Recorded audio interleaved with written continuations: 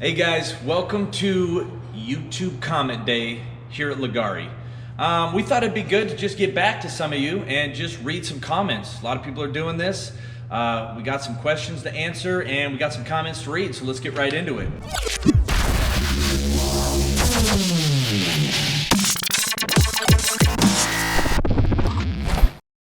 Cesar Garcia, you said, love your videos. I have a question. After you spray it, does it level out or does it have a textured finish when it cures?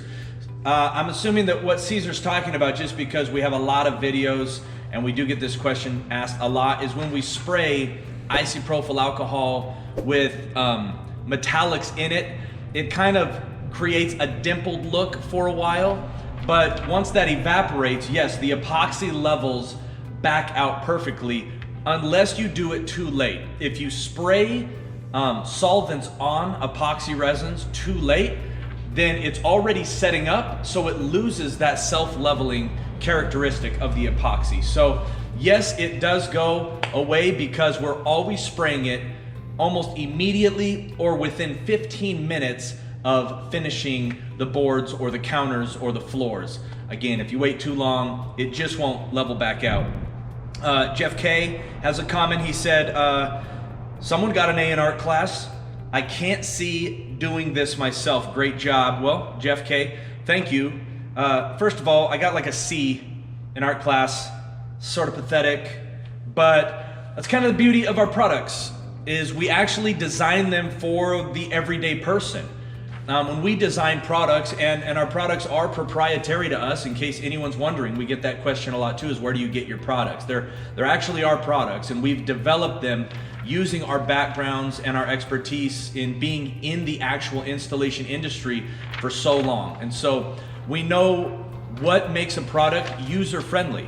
And Jeff, that's why we make it look easy, and that's why we could probably tell people we did get an A in art class, even though between you and me and 200,000 other people now, I didn't. Sucked at art, Jeff, so thanks for bringing that up. Bert the Bird, I like it. Bert the Bird, like that name. Great job, but the soundtrack is horrible.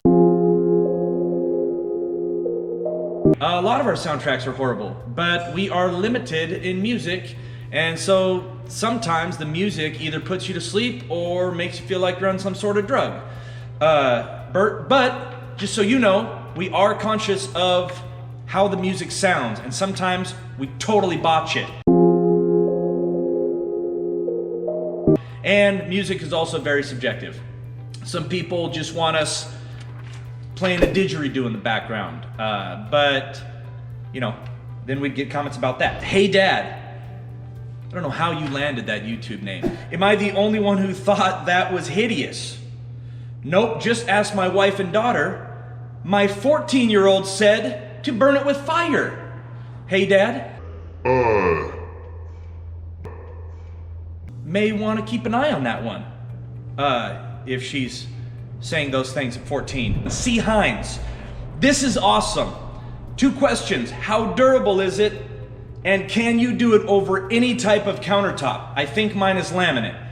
Judging by how much laminate is in the United States and really the world, now I'm 70% sure, which is a terrible percentage to guess, that it probably is laminate.